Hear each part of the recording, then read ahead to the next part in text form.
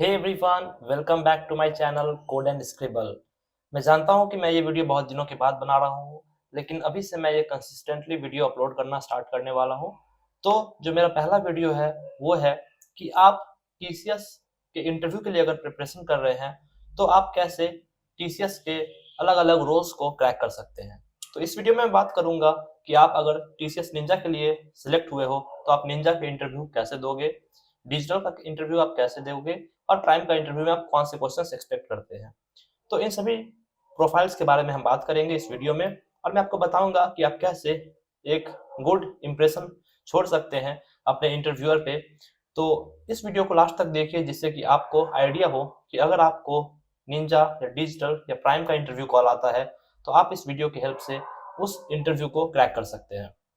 सबसे पहले मैं बात करना चाह रहा हूँ कि टीसीएस जो है अभी करेंटली 2025 बैच के लिए ऑन कैंपस स्टार्ट कर चुका है हायरिंग, और मार्च के महीनों में या फिर अप्रैल तक आपको फ्री एनक्यूटी भी देखने को मिल जाएगा।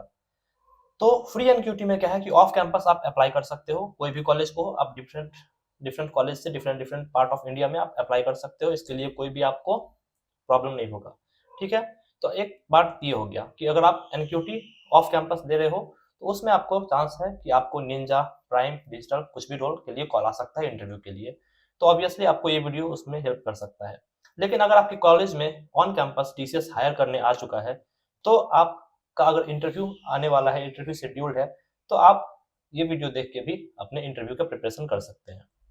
ठीक है, अब मैं बात करना चाहता हूँ कि जो टीसीएस फ्री एनक्यूटी है जो ऑफ कैंपस होता है, कुछ लोग इसे मिस कर देते हैं और बाद में पछताते हैं कि अब कैसे टीसीएस एनक्यूटी एग्जाम दे दोबारा।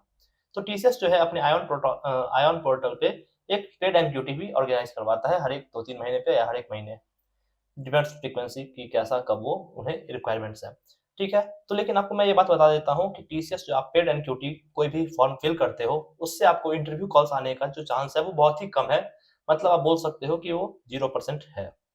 अगर आप 80% से ऊपर उसमें मतलब स्कोर करते हो तो ही जाके आपको टीसीएस का कॉल आने का चांस है, वो भी बहुत ही कम प्रोबेबिलिटी है उसका भी। आपको टीसीएस जो पेड एनक्यूटी है उसमें आपको एक मार्क्स कार्ड मिलेगा, जिसके हेल्प से आप बहुत सारे कंपनीज में इंटरव्यू के लिए अप्लाई कर सकते हो। अगर आपको कॉल आया तो बहुत ही अच्छी बात है आपके लिए। तो आपको टीसीएस पेड एनक्यूटी है उसमें आपको पैसे वेस्ट नहीं करने हैं। 999 रुपीज का जो होता है, आपको फ्री एनक्यूटी के लिए जरूर से जरूर अप्लाई करना है, और उसमें आपको एटलीस्ट डिजिटल तक का आपको मतलब ट्राई करना है कि आपको इंटरव्यू कॉल डिजिटल तक का आए।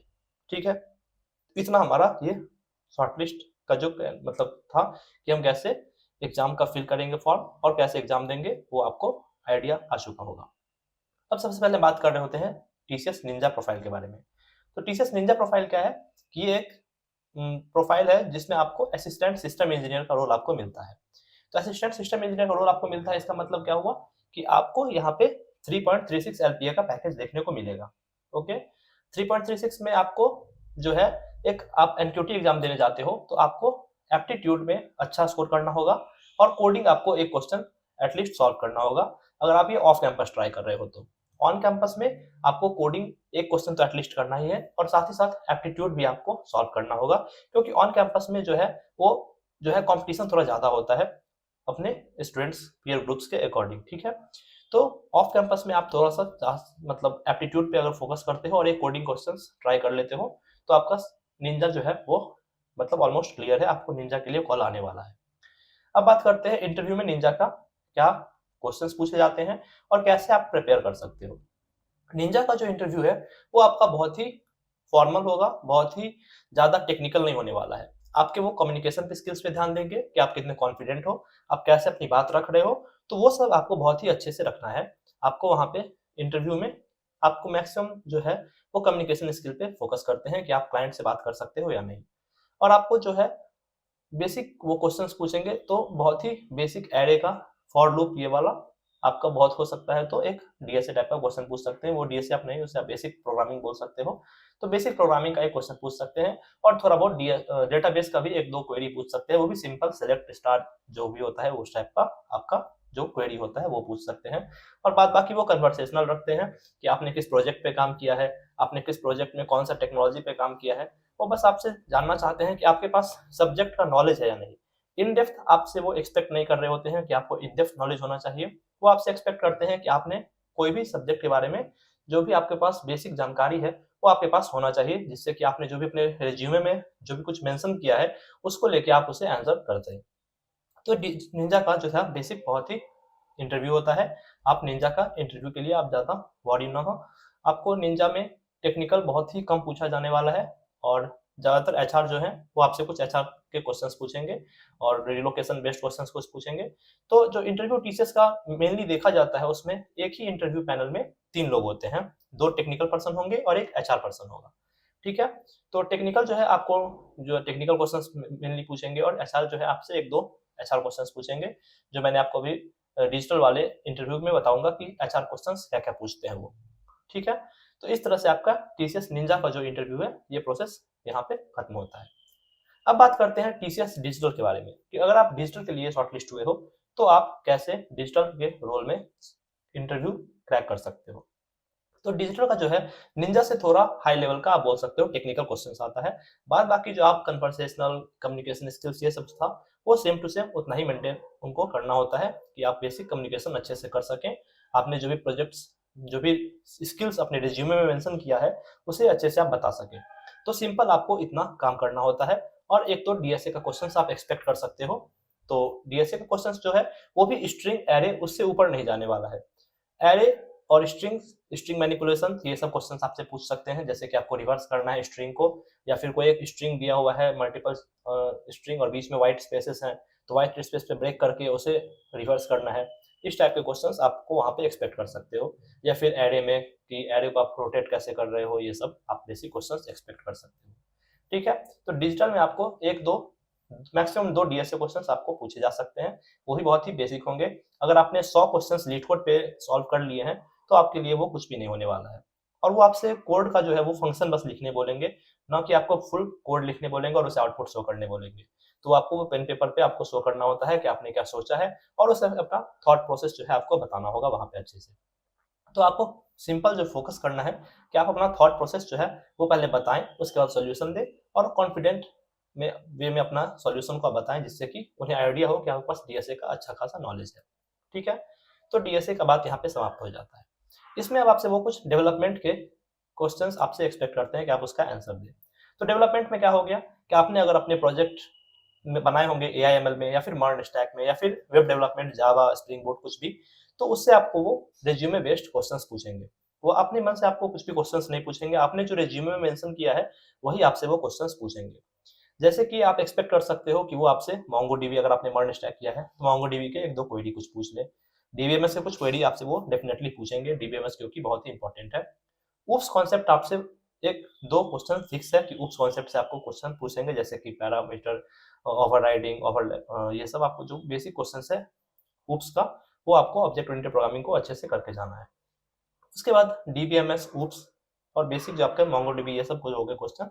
उसके बाद आजकल के कुछ इंटरव्यूज में आपको देखने को मिल सकता है कि वो रिसेंट टेक्नोलॉजी में भी क्वेश्चन पूछते हैं, जैसे कि एआईएमएल, बिग डेटा। तो आप एक्सपेक्ट कर सकते हो कि बिग डेटा के बेसिक क्वेश्चंस, जैसे कि 5 बीज क्या होते हैं बिग डेटा में आप कैसे उसे स्टोर करते हो। तो ये सब आपसे कुछ सॉफ्टवेयर के नाम्स पूछ सकते हैं, या फिर उसके बारे में कुछ प्रॉपर्टीज पूछ सकते हैं कि बिग डेटा का प्रॉपर्टी क्या है। और आपसे वो एडब्ल्यूएस के बारे में भी कुछ क्वेश्चंस पूछ सकते हैं, जैसे कि आप अगर कुछ एडब्ल्यूएस में बेसिक कुछ बकेट को कैसे स्टोर करना होता है, आईएएम क्या होता है एडब्ल्यूएस में, तो कुछ ऑथराइजेशन और बेसिक जो एडब्ल्यूएस फंडामेंटल्स जो होता है वो आपसे पूछ सकते हैं, अगर आपने उसे अपने रिज्यूमे में मेंशन किया है तो। अगर आप उसे अपने रिज्यूमे में मेंशन करते हैं, तो आपका डिजिटल के लिए शॉर्टलिस्ट होने का चांस बहुत ही ज़्यादा हो जाता है, क्योंकि वो ऐसा बहुत बार देखा गया है कि आपको डिजिटल के लिए इंटरव्यू कॉल आता है, लेकिन आपका रिज्यूमे उतना अच्छा नहीं है अगर, और आपने उतने अच्छे से आंसर नहीं किया है, तो वो आपको डिग्रेड करके, मतलब निंजा में आपको ऑफर लेटर दे देंगे। भले आपका कॉल आया हो डिजिटल के लिए, लेकिन आपको ऑफर लेटर वो निंजा का दे देंगे, क्योंकि आपका रिज्यूमे जो है वो उनके अकॉर्डिंग अच्छा नहीं था। तो इस तरह से आपको मेंटेन रखना है कि आपने जो भी रिज्यूमे में मेंशन किया है वो सब कुछ सही हो, और साथ ही साथ आपने जो भी लिखा है उसके बारे में आपको नॉलेज होना चाहिए। ठीक है? तो डिजिटल का इंटरव्यू आप थोड़ा-सा प्रिपेयर कर सकते हो। आपको 2 से 3 दिन में डिजिटल का इंटरव्यू के लिए आप प्रिपेयर कर सकते हो, क्योंकि आपके पास ऑलरेडी नॉलेज है। अगर आपने डिजिटल के लिए आपको कॉल आया है, तो कोडिंग का नॉलेज आपके पास ऑलरेडी है। तो आपको अपने प्रोजेक्ट को रिवाइज़ कर लेना है कि आपने प्रोजेक्ट में क्या-क्या बनाए थे, कौन-कौन से फीचर्स हैं। तो आपको एक प्रोजेक्ट को एक्सप्लेन करने का भी प्रोसेस पता होना चाहिए। अगर आप बोलोगे, कमेंट करोगे तो मैं प्रोजेक्ट को कैसे एक्सप्लेन करना है इंटरव्यू में, उसके लिए भी आपके लिए एक वीडियो बना दूँगा। तो अगर इस वीडियो पे आप कमेंट करते हो और मैं कमेंट कुछ देखूँगा कि कुछ लोगों को ज़रूरत है कि प्रोजेक्ट को कैसे एक्सप्लेन करें अपने इंटरव्यू में, तो उसके लिए मैं एक वीडियो बना दूँगा डेडिकेटेड, ठीक है? अब बात करते हैं हम प्राइम कैंडिडेट के बारे में कि प्राइम कैंडिडेट को इंटरव्यू एक्सपीरियंस कैसा होना है। तो प्राइम कैंडिडेट के लिए जो है 9 एलपीए का पैकेज जो है दिया जाता है टीसीएस के द्वारा फ्री एंड ड्यूटी के थ्रू, ठीक है? तो प्राइम के लिए जो है बहुत ही कम कैंडिडेट्स को हायर किया जाता है, मोस्टली देखा जाए तो 1500 के आसपास या 1000 से 2000 तक आप देख सकते हो कि टोटल कैंडिडेट प्राइम के हायर होते हैं। और इनसे वो एक्सपेक्ट करते हैं कि इनके पास बहुत ही अच्छा डीएसए नॉलेज हो, साथ ही साथ बहुत अच्छा डेवलपमेंट नॉलेज हो। अगर आप एनक्यूटी एग्जाम देने जा रहे हो तो आपको अपने एप्टीट्यूड में भी अच्छे स्कोर करना होगा और साथ ही साथ आपको 2 के 2 क्वेश्चंस जो आपको कोडिंग पूछे जाते हैं फ्री एनक्यूटी में, वो आपको सॉल्व करने होंगे, तब जाके आपको प्राइम का कॉल आएगा। और प्राइम पे कॉल आने के बाद आपको इंटरव्यू जो है वो भी आपको अच्छे लेवल का होगा, मतलब डिजिटल से भी हाई लेवल का आपको प्राइम का इंटरव्यू देखने को मिलेगा। ऑब्वियस सी बात है क्योंकि सैलरी जो है वो प्राइम का सबसे ज़्यादा है 9 एलपीए का। तो अब बात करते हैं कि प्राइम का अगर आपको इंटरव्यू हो तो सब कुछ कैसे आपको हैंडल करना है। तो प्राइम का जो है आपने डिजिटल का जो जितना देखा था वो सब कुछ आपको उतना ही रखना है। बस डिजिटल में जो डीएसए का लेवल था वो थोड़ा कम था, वो आपको यहाँ पे मतलब प्राइम में थोड़ा डीएसए का लेवल जो है वो थोड़ा हाई हो जाएगा और आपसे वो डेवलपमेंट में भी कुछ क्वेश्चंस जो है वो कॉन्सेप्ट बेस्ड पूछ सकते हैं। अगर आपने मेंशन किया है रिएक्ट के बारे में तो वो रिएक्ट से बेस्ड आपसे क्वेश्चन पूछ सकते हैं। अगर आपने मेंशन किया है एआईएमएल के प्रोजेक्ट के बारे में तो आपसे इन डेप्थ एआईएमएल के कुछ क्वेश्चंस पूछ सकते हैं, जो कि आप मतलब अगर आपने वो प्रोजेक्ट ढंग से किया होगा तो ही आप उसका आंसर दे सकते हो। और प्राइम के बहुत सारे कैंडिडेट को देखा गया है, क्या किया उन्हें उन्हें मतलब ऑफर लेटर आया नहीं, उन्हें रिजेक्ट कर दिया गया बहुत सारे लोगों को, या फिर आया भी तो उन्हें निंजा का रोल आया या फिर डिजिटल का रोल आया। तो डिजिटल तो फिर भी ठीक है अगर प्राइम से आप डिजिटल पे डिग्रेड हो रहे हो तो, लेकिन अगर आप प्राइम से निंजा पे डिग्रेड होगे तो बहुत ज़्यादा दुःख होता है। तो आपको इसीलिए प्राइम को इंटरव्यू को हल्के में बिल्कुल भी नहीं लेना है। आपको इसके लिए कम से कम 15-20 दिन अच्छे से इंटरव्यू, मॉक इंटरव्यू आप दे सकते हो। अच्छे से कॉन्सेप्ट को रिवाइज़ कर सकते हो, जो भी कॉन्सेप्ट मैंने डिजिटल के बारे में बताया, उस concept, new big data, AIML के ये सब कॉन्सेप्ट्स, मोंगोडीबी, मॉडर्न स्टैक, आपने जो भी अपने रिज्यूमे में लिखा है उसके बारे में आपको कंप्लीट नॉलेज होना चाहिए, इन्फॉर्मेशन होना चाहिए और आपसे वो क्वेश्चंस आपके रिज्यूमे के बेस पे ही पूछेंगे और उस पे आपको आंसर देना पड़ेगा। अगर आप आंसर नहीं देते हो रिज्यूमे में लिखने के बावजूद तो आपके लिए वो नेगेटिव मार्क्स है और आप चांस खो सकते हो प्राइम का सैलरी पाने के लिए, यानी कि आप 9 लाख का जॉब जो है वो खो सकते हो। ठीक है? तो उम्मीद करता हूँ आपको ये वीडियो समझ में आया होगा, अच्छा लगा होगा। आपने अपने रोल के अकॉर्डिंग अपने लिए प्रिपरेशन करना स्टार्ट कर देंगे। अगर आपका डिजिटल है या प्राइम है या निंजा है, तो आपके लिए ज़्यादा घबराने की बात नहीं है, बहुत ही ईज़ी होने वाला है प्रोसेस आपका। बस आपको अपने ऊपर कॉन्फिडेंस रखना है और साथ ही साथ अपने स्किल्स को अच्छे से और शाइन करना है इंटरव्यू से पहले। तो मिलते हैं नेक्स्ट वीडियो में, तब तक के लिए see ya, have a nice day, bye bye.